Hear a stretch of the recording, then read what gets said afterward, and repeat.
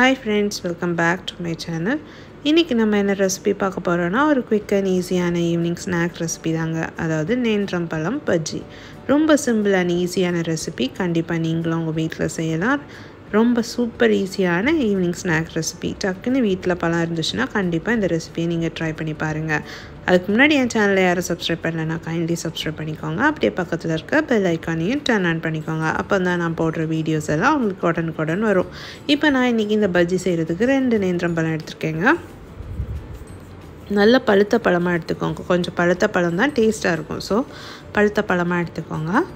இப்போ இந்த பழமை வந்துட்டு நம்ம பீசஸாக கட் பண்ணிக்கலாம்.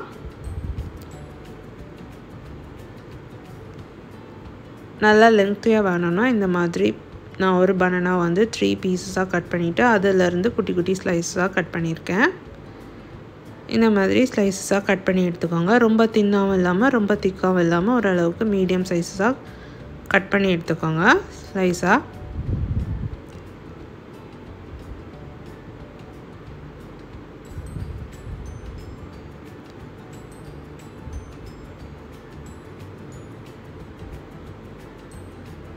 இப்படி குட்டி குட்டியாக கட் பண்ணிக்கோங்க.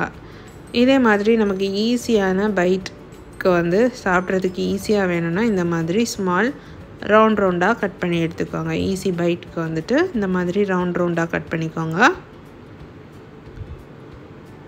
இது குட்டீஸுங்களுக்கு வந்து ஈஸியாக எடுத்து சாப்பிட்றதுக்கு நல்லாயிருக்கும். ஸோ இந்த மாதிரி குட்டி குட்டி ரவுண்ட்ஸாக கட் பண்ணிக்கோங்க. இப்போ அவுட்டர் மாவுக்கு வந்து நான் இன்றைக்கி 1 கப் மைதா எடுத்திருக்கேன்.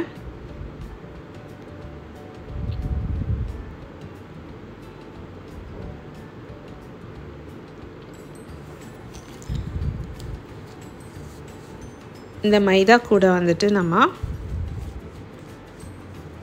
அரிசி மாவு ஆட் பண்ணணும். ஸோ 2 டேபிள் ஸ்பூன் அளவுக்கு அரிசி மாவு ஆட் பண்ணிக்கோங்க.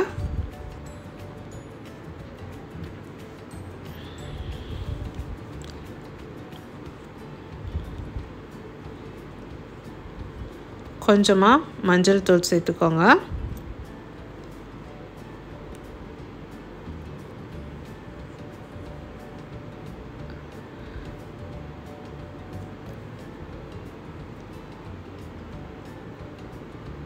ஒரு டீஸ்பூன் அளவுக்கு ஏலக்காய் தூள் சேர்த்துக்கோங்க. 1/2 டீஸ்பூன் உப்பு சேர்த்துக்கோங்க. நான் இன்றைக்கி இதில் பேக்கிங் சோடா ஆட் பண்ணல. பேக்கிங் சோடா ஆட் பண்ணிங்கன்னா ரொம்ப ஆயில் வந்து எக்ஸ்ட்ரா இழுக்கும். ஸோ பேக்கிங் சோடா ஆட் பண்ணலை. இது கூடவே 1 டேபிள் ஸ்பூன் அளவுக்கு சுகர் ஆட் பண்ணிக்கோங்க. இப்போ கொஞ்சம் கொஞ்சமாக தண்ணி ஊற்றி நல்லா மிக்ஸ் பண்ணிக்கோங்க. சப்போஸ் அவுட்டர் மாவில் ஸ்வீட்னஸ் ஜாஸ்தி வேணும்னா கொஞ்சம் கூட சுகர் ஆட் பண்ணிக்கோங்க. பட் நிறைய ஆட் பண்ணாதீங்க, கீழே வந்து ஒட்டிக்கும். இப்படி கொஞ்சம் கொஞ்சமாக தண்ணி ஊற்றி ஓரளவுக்கு திக் பேட்டராக ரெடி பண்ணி எடுத்துக்கோங்க. ரொம்ப வாட்டரியாகவும் இருக்கக்கூடாது, ரொம்ப திக்காகவும் இருக்கக்கூடாது. மீடியமாக வந்து ரெடி பண்ணி எடுத்துக்கோங்க. பார்த்திங்கன்னா இந்த மாதிரி நல்லா எல்லா மாவையும் ஈவனாக மிக்ஸ் பண்ணிவிட்டு ரெடி பண்ணி எடுத்துக்கோங்க. இப்போ ஆயில் நல்லா ஹீட் ஆகட்டும்.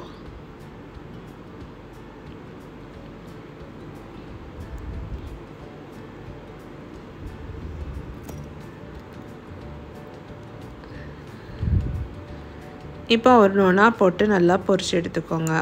அந்த அவுட்டர் மாவில் டிப் பண்ணிவிட்டு ஆயிலில் போட்டு ஃப்ரை பண்ணி எடுத்துக்கோங்க.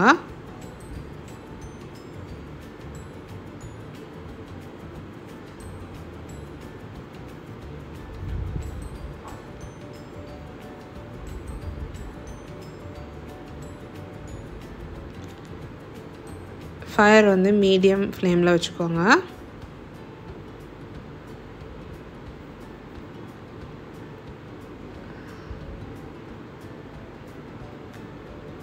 இப்படி ஒரு சைடு வந்து குக் ஆனதும் அடுத்த சைடு மாற்றி போட்டுக்கோங்க. மாற்றி போட்டு நல்லா ஃப்ரை பண்ணி எடுத்துக்கோங்க.